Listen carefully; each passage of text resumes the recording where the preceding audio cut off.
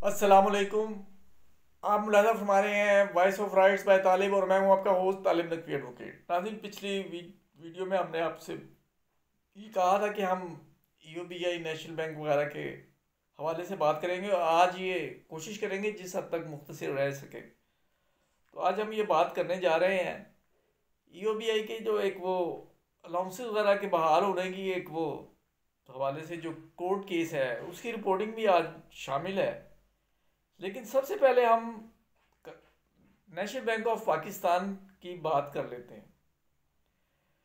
National bank of Pakistan action committee Pakistan and overseas के मरकज़ी secretary general Zafar Sadiq, secretary general Punjab Abdul Rauf Khan, Ali Ahmed Panezai chairman Balochistan, Hakeem Syed chairman, Hakeem Syed chairman Khyber Pakhtunkhwa, Lakha Pathan chairman Sindh, Sadiq Jameel Pasha chairman Punjab, Syed Wahid Ali chairman overseas ने अपने मुश्तरका बयान में कहा है कि नेशनल बैंक ऑफ पाकिस्तान की इंतज़ामिया और board of director pension case में अदालती फैसलों पर अमल दरामद ना करके तौहीन अदालत, बजट इंक्रीज ना देकर तौहीन पार्लियामेंट, सेनेटर्स के साथ बदसलूकी करने पर तौहीन सेनेट और सबसे बढ़कर मजलूम पेंशनर्स का मुआशी कत्ल करके इंसाफ की तौहीन, कानून नाफिज करने वाले अदारों और इस्टेब्लिशमेंट का मजाक उड़ाने के मुतरादिफ है।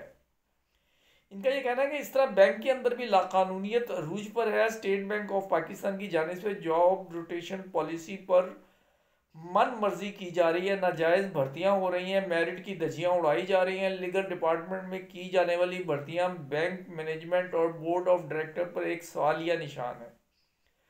पेंशन केस के नाम पर लाचार चार्जिस अकाउंट को मामे का माल समझकर इस्तेमाल किया जा रहा है और कोई पूछने वाला नहीं है। इसकी जितनी मजम्मत की जाए वो कम है। और इस बात पर भी अफसोस का इजहार किया गया कि रिव्यू पिटीशन पेंडिंग है और ये रिव्यू पिटीशन जो है ये बिल्कुल डिलेइंग टैक्स हैं, तो लास्ट डेट में भी आपने देख लिया। और जिस तरह ये अपने आप को शो करते हैं नेशनल बैंक की मैनेजमेंट के हम तो बड़े आप लोगों के साथ मुखलिस हैं, और जो वादे वही मौजूदा सदर और उनके पेशरों ने किए कोई अमर माने नहीं है कि मामला सब जुडिस होने के बावजूद अगर ये रिलीफ देना चाहें तो कानूनी तौर पर कोई हिच नहीं है, क्योंकि कोई स्टेटस को वाली पोजीशन नहीं है या हुक्म इम्तनाही आप कह लें, वो कोई नहीं लिया गया। बात हो चुकी नेशनल बैंक ऑफ पाकिस्तान की। अब इस्लामाबाद हाई कोर्ट में ईओबीआई मुलाजमीन के अलाउंस बहाल ना करने पर वफाकी सेक्रेटरी, चेयरमैन और बोर्ड ऑफ ट्रस्टीज को नोटिस जारी हो गए हैं और 22 दिसंबर को तलब कर लिया गया है।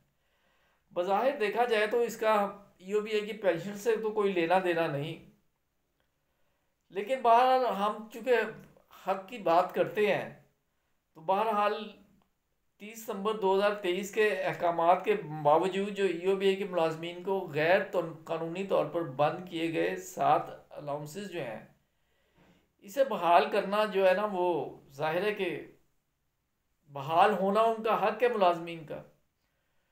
और ये रिट पटिशन जो है 651 2016 ये जो नासिर महमूद कोई है उन्होंने ये दायर की थी, तो जाहिर है कि हम किसी के हक के बरअक्स तो बात नहीं कर सकते।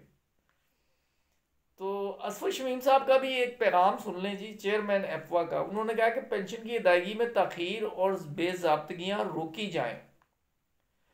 मुसलसल शिकायतें हैं कि अक्सर पेंशनर्स की पेंशन पहले दिन बैंक में डिपॉजिट क्रेडिट हो जाती है, दूसरे दिन पेंशनर्स की पहले से मौजूद रकम के साथ रिवर्स हो जाती है।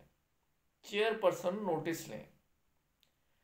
इस महंगाई के दौर में हर पेंशनर, बहुत से लोग हैं इनमें कुछ वेल टू डू भी होंगे लेकिन कुछ बहुत ही ज़्यादा लाचार हैं जो एक एक दिन करके अपनी ज़रूरतों को पेंडिंग करके एक महीने की पेंशन ख़त्म होती है तो अगले दिन का, अगले महीने का इंतज़ार शुरू करते हैं। लेकिन ब्यूरोक्रेसी जो है वो बेरहम भी है और शफाफ भी है। नाज़रीन बस आज के लिए इतना ही। अगर सब्सक्राइब नहीं किया, सब्सक्राइब करके बेल आइकन को क्लिक करके ऑल को। Thanks for watching.